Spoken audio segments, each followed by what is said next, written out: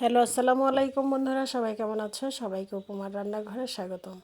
আজকে নিয়ে এসেছি খুবই মজাদার একটা রান্না। এটা হলো চিকেন বলতে পারো, আবার গ্রিন চিকেনও বলতে পারো। আমি কিন্তু পালং চিকেনই বলি। এই দেখো, এই পালং শাকগুলো আমি ভালো করে ধুয়ে হাফ সিদ্ধ করে তারপরে আমি পেস্ট করে নিয়েছি। এখানে বেশ কিছু পরিমাণ কাঁচামরিচও দিয়েছি। এখানে লাল মরিচ যাবে না। আর এটা এত দুর্দান্ত খেতে। দেখো, তেলের মধ্যে আমি পেঁয়াজ, দারচিনি, এলাচি আর সামান্য পরিমাণ বাটার দিয়ে দিলাম। বাটারটা একটু দেওয়ার চেষ্টা করবে। দিয়ে দিলাম তেজপাতা। এখন দিয়ে দিলাম চিকেনগুলো দিয়ে আমি কিন্তু ভালো করে নেড়ে চেড়ে নিচ্ছি। আর এই রান্নাটা কিন্তু মাটির চুলায় রান্না করছি। মাটির চুলায় রান্না করতে কিন্তু খুবই ভালো লাগে খাবারগুলি।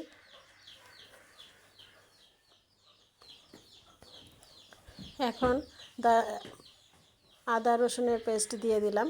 দিয়ে আবার ভালো করে ভেজে নিচ্ছি। এখানে কিন্তু এক্সট্রা কোনো পানি ব্যবহার করব না। এটা খেতে কিন্তু খুবই দুর্দান্ত লাগে। বেশি মশলাদার না, কিন্তু খুবই পুষ্টিকর এই খাবারটা। এই দেখো, আমি দিয়ে দিলাম জিরা গুঁড়া, ধনে গুঁড়া দিয়ে আবার ভালো করে ভেজে নিচ্ছি। খুব ভালো করে এই তেলটার মধ্যেই ভাজতে হবে।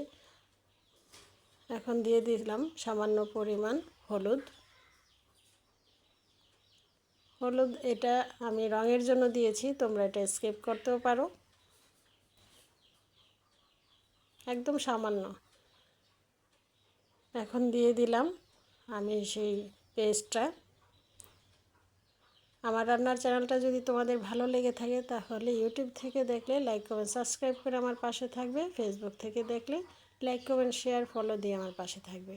এই দেখো, আমি দিয়ে দিলাম বাদাম বাটাগুলো। এখানে আমি 3 রকমের বাদাম দিয়েছি, চীনা বাদাম, পেস্তা বাদাম আর কাজু বাদাম। দিয়ে ভালো করে এই যে নাড়াচাড়া করে ভালো করে কষিয়ে নিয়েছি। বাদামের কাঁচা গন্ধটা যাওয়া পর্যন্ত আমি কষিয়ে নিয়েছি। এখন দিয়ে দিলাম স্বাদ মতো একটু চিনিটা দিলে টেস্টটা একটু বাড়ে, সেই জন্য তোমরা স্কিপ করতে পারো। আর দিয়ে দিলাম দুধ। আমি গরুর দুধটা দিয়েছি, তোমরা গুঁড়া দুধটাও দিতে পারো। এই দেখো আমার ফাইনাল লুক রান্নাটার। উপরে একটু মাখন দিয়েছি। কেমন হলো সবাই একটু কমেন্ট করে জানাবে। আর এভাবে কে কে পছন্দ করো খেতে একটু কমেন্ট করে জানাবে।